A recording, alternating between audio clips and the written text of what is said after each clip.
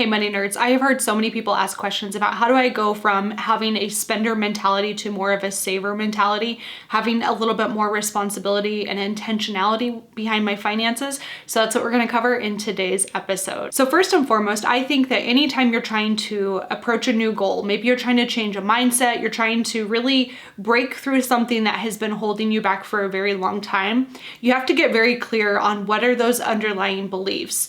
Now, I do think there's a difference between self-awareness and something that needs a little bit more professional help. So I think it's important to understand if you are spending out of trauma, and if that's the case, definitely seek a counselor or a great therapist to help you uncover some of that. But assuming that maybe you've already done some of that deeper work and you're ready just to move forward, here are some suggestions and tips that will help you, no matter where you are, convert yourself from a spender to becoming more of a saver. Now, this first tip might sound a little bit strange, but I think it really does make a big difference. You almost have to brainwash yourself with a new belief. Now, when you're doing this, of course, this is like a healthy form of brainwashing, but ultimately it matters a lot. I remember when I was paying off my student loans and my debt, my $30,000, one of the things that I did that was so impactful is I was constantly, and I mean constantly, surrounded by financial education. I was listening to Success Magazine CDs to get myself in like the right high vibe state. I was doing all kinds of things that were really impacting the way I viewed life as a whole, but specifically my finances. At that time, there weren't a ton of different podcast options out there. So the only person that had the most vocal voice was Dave Ramsey. And I remember working my accounting job and listening to people do their debt-free screams. And I was just so on fire. I wanted that life, my friend. So I knew in that moment that I was starting to shift into change when I could start to just feel the difference. I don't really know how to describe it any other way, but listening to podcasts, watching YouTube videos, reading books, doing all of these like gratitude works, all of this kind of stuff is going to help you start to shift from that consumeristic spending behavior into something that's a little bit more healthy and supports your newfound life goals. And the cool thing about this too is when you do this over time, you don't necessarily notice the difference right away, but eventually you start to step back and you realize that a lot of the way people approach their finances is no longer relatable to you. And I started to realize that when my goal when I was graduating college, this is no joke, I wanted to buy a new Camaro. I used to be like a total sports car kind of person. And so that was my goal. I said, when I graduate college, damn it, that's the way I'm gonna reward myself, is to buy this brand new Camaro. And I noticed that I no longer even had that desire. So it wasn't that I was just saying no to myself and kind of like strong-arming myself. I truly did not have that desire. And that's when I stepped back and realized that all of that brainwashing, so to speak, that I did for myself really did make a big difference. I came across an article on Motley Fool that I thought was really good, and it had a few different questions that you should ask yourself to help you maybe curb some of that unintentional spending and be a little bit more intentional with your money. So let me read those to you. The first one, do I need this? And do I need it more than my future financial security? Second question, will I still want to own this in 10 years, or could my money be invested instead? I really like that 10-year reframe. I think that's so powerful. The next question, what am I feeling right now?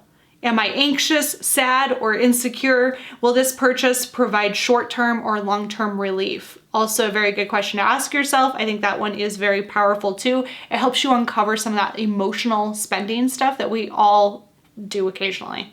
Now, the last question, which I think is one of the most important things if you fall into that comparison syndrome often, is, am I more interested in impressing someone today or taking care of my future self? Think about how much different our purchases would be if we ask those questions every single time. Or maybe we pick one and we get really, really good at that. Maybe we're just fixing one little area of our financial lives first to go into more of that saver mindset. That is so powerful. And so choose one of those questions to use that as almost like your mantra and to challenge yourself to make better financial decisions every single day. Next tip is a really important one too. That is to surround yourself with people that are good with money. If you are surrounded by people that are good with money, I promise you, you're going to start making decisions differently. So a lot of times we you know when your parents always told you, whoever friend you're hanging out with, pretty soon you're gonna be doing the same crap that they're doing, and you're like, thanks guys, I appreciate that. I'm an independent thinker. But are we? I think this is so interesting because I think so often we think that we are making decisions for our finances completely independently and not even realizing the influence that our friends, family, coworkers, social status, neighborhood, all of that stuff makes such a big difference in our finances that I don't even think we understand how that plays a factor in our decision making, and we just stand back and think we're doing this independently. No, we're not. In a lot of ways, we are so influenced by other people and marketing for companies. Like, don't even get me started on that one. It's a really big issue. And so surrounding yourself by people that are like truly good with money, people that have wealth, not just people that look like they're rich, but people that have true wealth. It's a very different thing. And I think you'll pick up on little things that are different compared to people that are just living paycheck to paycheck and spending every single dollar that they have. So when you're surrounding yourself with these people, here are some things I want you to very actively observe. What are they spending their money on? What does a day-to-day life look like for them? Do they check their budget before they make purchases? Are they beyond that because they actually just don't really spend that much money in general? What are the things that they are doing every single day that are making them better with their finances? A lot of the people that I surround myself that do have a lot of wealth, sometimes you wouldn't even know. They drive kind of crappy cars. They dress modestly. Like, there's nothing too crazy about their lifestyle. You wouldn't pick them out and be like, this person is rolling in the dough. But they are. They truly are. They just choose not to show it. There's that old quote that wealth is quiet. And I think that is so good because it's true. It's not the flashiness that shows wealth. Now, I'm sure that can be a sign of being rich, but true wealth is not necessarily doing that. And I think when you surround yourself by people that are living a truly wealthy life, what you'll find is the stuff and the things don't really matter. In fact, most of those people are spending money on experiences and security, specifically financial security. The next tip is to avoid your temptations. Now let's go through an example. Let's just say every time you get off work, you get home, you open up your pantry, you grab a bag of chips, and you just munch until these chips are gone. And pretty soon one day you have this wake up moment, this come to Jesus, and you're like, what's wrong with me? Why am I buying chips and eating them like this? Like, this is out of control. Nobody needs to eat a bag of chips a week. I don't think. You decide this for yourself, right? So you decide it is no longer serving you. And so you say, why do I keep doing this? And then you decide, you know what? Damn it, I'm gonna fix this. I'm just gonna change this. And so you make that decision to change. So let's say one of the things that you try is you tell yourself, I'm still gonna buy the chips, but I'm gonna put them on the top shelf so it's a little bit harder for me to reach. Is that gonna work? Heck no, that's not gonna work, right? Of course it's not going to work. You still have the chips in your pantry, it's still on the top shelf. You know that they're there. So I promise you, when you get off of work and you come home, instead of maybe grabbing from the shelf in front of you, you're just gonna grab from the top shelf. Like, it's really not going to change anything. So we already know that strategy is not gonna work. Let's say the next strategy that you try is just relying on willpower. So here's what probably happens. You'll do good for a few days, and then you'll grab the chips and you'll just have a couple chips. And then you'll put them back and you'll be like, look at me go, I'm doing so good. And then a few days go by without eating any chips, and then you grab a handful and then you put them aside and you're like, oh shoot, I really shouldn't have did that. I need to do better. And then what happens is a few days after that, you have a crap day at work, you get in a fight with your boyfriend or girlfriend or whoever, and pretty soon you're eating the entire bag of chips again. So what happened? I know any rational person listening to this is screaming, stop buying the damn chips. Sometimes we think we can just use willpower or we can just change our environment, when realistically what we really should be doing is just avoiding temptations altogether. Stop buying the chips. That's going to solve your chip problem. If they're not in the house, you're probably not going to eat them. This is so much like common sense, but I notice that we do this a lot with our finances too. Here's how this might look. We might go walk around the store and just look around to see what they have, what's new, what's the new spring collection at Target. We do this kind of stuff even though we know it's a temptation to spend. If you put yourself into temptations that require you to exert an enormous amount of willpower, you will eventually give in. Every single time. It doesn't make you a bad person, it makes you a human. None of us are really good at exerting willpower long term. That's why it's so important to avoid that temptation. Here's another example of how this might look. Going to the grocery store when you know you are starving. If you're starving and you're going to the grocery store, my friend, I promise you, you're going to spend money that you didn't want to spend, and you're gonna buy a lot of extra crap that you didn't need. This goes back to our chip scenario, right? So all of this stuff goes hand in hand. If you go grocery shopping when you're hungry, you're going to buy food you don't really need. Your grocery budget's going to be out of control. Another one could be maybe you're spending $6 every single day on your daily latte when you're on your way to work. Instead of just repeating the same cycle if it's no longer serving you, what if you just left your credit card, your debit card at home, and you just don't even have access to the money? Now I know when I say this, especially for the people that are true spenders, that probably gives you a bit of anxiety. You're like, oh my God, that sounds terrible. Why would anybody want to do this? But realistically, sometimes that's what it might take, is avoiding that temptation altogether and just showing yourself that you don't actually have to spend money every single day. You don't. It is a choice. It is not an obligation. And so removing that temptation can sometimes work really, really well. I have to do this occasionally too. If I notice that I'm getting a little bit out of control with a specific area, I will just not even bring my money with me. I have trained myself that I do not need to spend money every single day. And by leaving my card at home and my money out of my wallet, out of my pocket, so to speak, I don't even have to deal with that temptation. Speaking of credit cards, that's another one that is a huge temptation for people. If you know you have struggled with credit card debt historically and you're just so tempted to just put money on that, dude, get rid of the credit cards. Just cut them up. Truly. I know so many times that we think we have to have certain things because it's become part of our norm, but ultimately you don't need to rely on credit cards. In fact, if you're paying interest on your credit cards and you're doing it, the credit card game as a way of like earning points or cash back, you're going backwards anyway. So just alleviate that temptation, cut up those cards. I like the tip of like truly freezing your credit cards, like literally putting them in a Ziploc baggie, in a mason jar, in water, into your freezer, and freezing them. So if you need your credit cards, you can access them, but you have to wait for that to melt, which is gonna take, I don't know, a while. I'm not sure.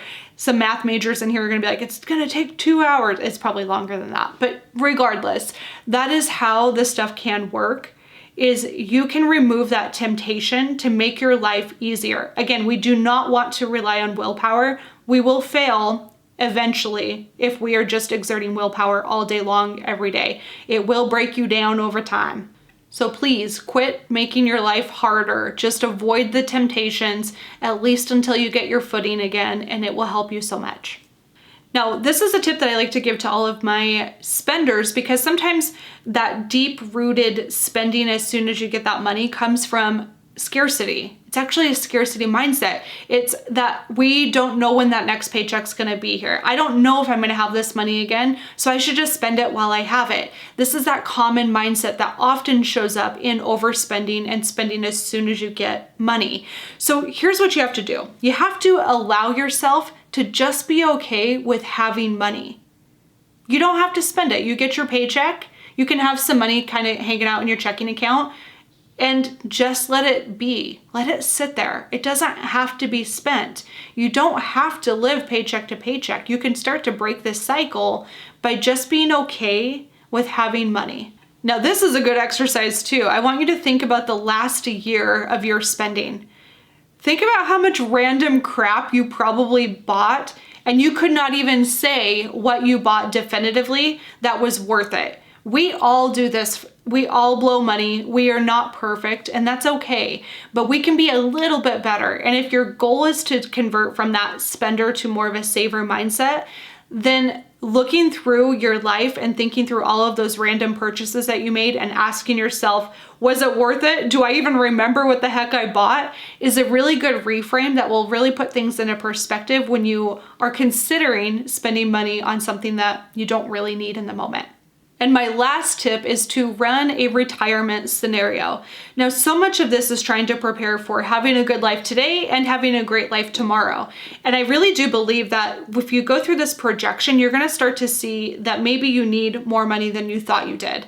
So what this could look like is going to investor.gov. This is a website that I highly recommend. They have lots of really good calculators on there, and specifically they have a compound interest calculator. So what I want you to do is click on that one, and then I want you to plug in your retirement information, okay? So how much you have for your 401k and your Roth IRA and your solo 401k, your SEP IRA, whatever you have, I want you to plug all of that into this spreadsheet. And then I want you to use a 6% annual return. Okay, so plug that in. And what that's gonna do is that's gonna spit out a number that tells you how much you will have in your retirement years. So when you hit your 60s, it's gonna show you exactly how much money you will have available to you. Now I want you to look at that and ask yourself, can I survive on that amount? Truly. Now here's a couple things too. You can create a fictional budget based off of what that will look like when you're older. So you can see what your lifestyle scenario might be. Will you have a car payment then? Will your house be paid off? Will you even have a house? Will you likely go into assisted living? Some of this stuff is hard to predict. Some of it we can use our family genetics. We can kind of predict what we think might possibly happen to us. But ultimately, if you think that you're not going to have much of a life when you're in your 60s and 70s and likely won't need that money, I would encourage you to get outside of that and go talk to people that are in their 60s and 70s. Some of my mentors are of this age, and I can tell you, they have the coolest lives ever. Yes, they don't move as fast as they did when they were in their 20s. That is okay. Their lifestyle is still pretty bomb. They're skiing, they're traveling, they're buying businesses, they're starting more investment properties. They're doing things that are really amazing and still cost money. Now, had they had that same mindset of like, I'm not gonna worry about this in my 20s because when I'm 60 or 70, I can hack it on $35,000 a year, they would have had a really crappy life. And so I love that they were able to prioritize that and say, you know what, I can enjoy my life now, but I can also have a killer life later. And so I think that's really important to see too. And I gotta be real, if you think that life is going to be cheaper when you retire, you are going to be disappointed. Any medical expenses are going to be very expensive. And I think a lot of times it's better to look back on your life and not have those regrets of like, I wish I would have invested more money. I wish I would have prioritized my future a little bit more, instead of knowing, you know what, I took care of myself and I didn't really go without when I was younger. And maybe in the moment I thought I was because I couldn't go out to eat every day, but looking back, it really wasn't that big of a deal. I think sometimes that whole mindset and that perspective shift can really help put things into a lot more perspective so you aren't living for today all the time. So that's it. Those are my tips to help you go from a spender to more of a saver and to have a healthier relationship with money. I would love to hear from you. Which of these tips really stood out to you most? Leave a comment down below and let me know what tip you will be applying immediately. Thank you so much for watching, and I will see you next week for another video. Bye.